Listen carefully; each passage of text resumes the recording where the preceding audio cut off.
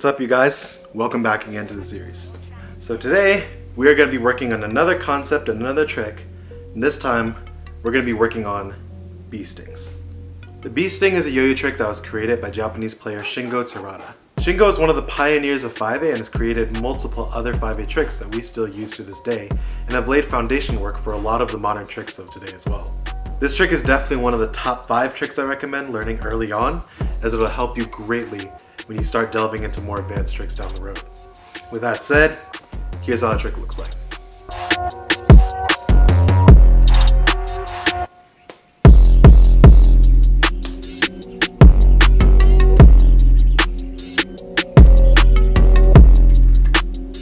So bee sting starts out in a trapeze. From here, you're going to perform a 360, except instead of catching the counterweight as it comes around, you're going to be letting the counterweight exit the gap of the yo-yo, like so. Practice doing this until you get a good feel for it and you don't accidentally drop the yo-yo.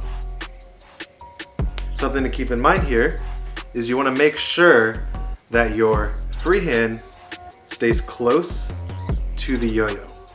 If it gets too far, that's a bad sign. And I'll explain why in a little bit. So for now, just make sure that you can do a 360 and have the string exit the gap of the yo-yo, keeping your hand close to the yo-yo itself. When you've got a good hand of this, the next step is going to be reversing the direction of the yo-yo. A little easier said than done though, because essentially from here you'll have a completed bee sting. Note that you're going to be switching fingers as you work to flip the yo-yo back over onto the same string. The string is going to go from your pointer finger onto your middle finger. Note that the motion is very, very minimal and light. A lot of beginner players have a tendency to try to force the yo-yo back over onto the string, but as a result you end up getting way too big of a string length coming back over, and you end up getting a really sloppy catch on the opposite end. The motion should be very minimal and it should not require much work to allow the string to come over with the counterweight and reverse the motion of the yo-yo back into the undermount portion of this trick. One thing you'll notice while you're trying to learn this trick is that you'll start to feel a little bit of a pull from the counterweight as it's coming around. This is something very important to notice, because when you're trying to attempt this trick, that little bit of gravity pull is going to be the main thing that's going to help you execute this trick and do so in a very good looking manner. This trick is all about effortless movements and not forcing it. Another pointer, make sure that you're not starting your 360 too far down the string close to your throw hand, or too far up the string close, a little too close to your free hand. If you start the 360 portion of this trick too close to your throw hand, you're going to have too fast of a moving dice and it's going to be very difficult to execute the trick, and you probably have a very forced look and a sloppy catch. Starting the trick too close to your free hand is going to result in the trick not actually working, and the 360 will not be able to be complete.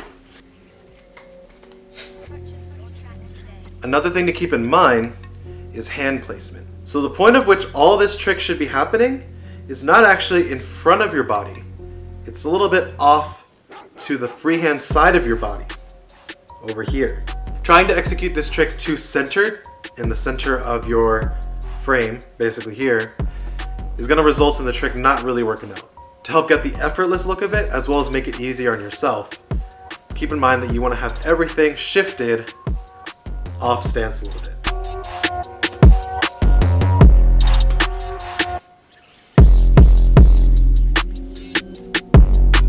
Note that there's also another way to do a bee sting.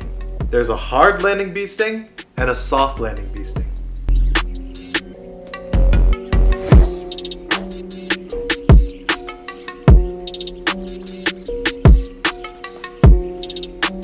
The soft landing bee sting is very important to learn because it helps you gain an understanding of dice control and involvement with the yo-yo.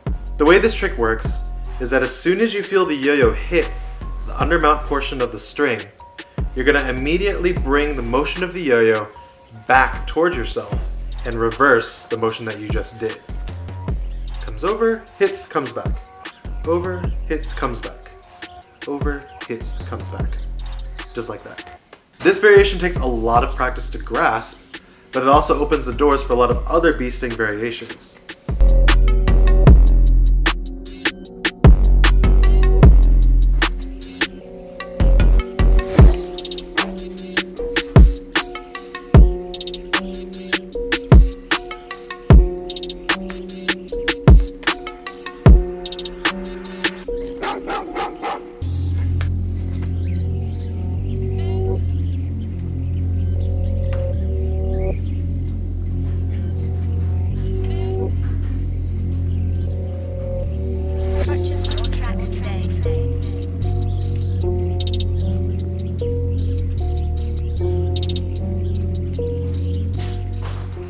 Try to experiment around with this trick and find other ways that you can incorporate the bee sting into some other combos and movements.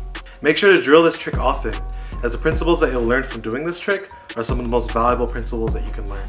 I'm Josh Yee. Thank you guys for watching. Keep it up for those bee stings, and I'll catch you guys next time.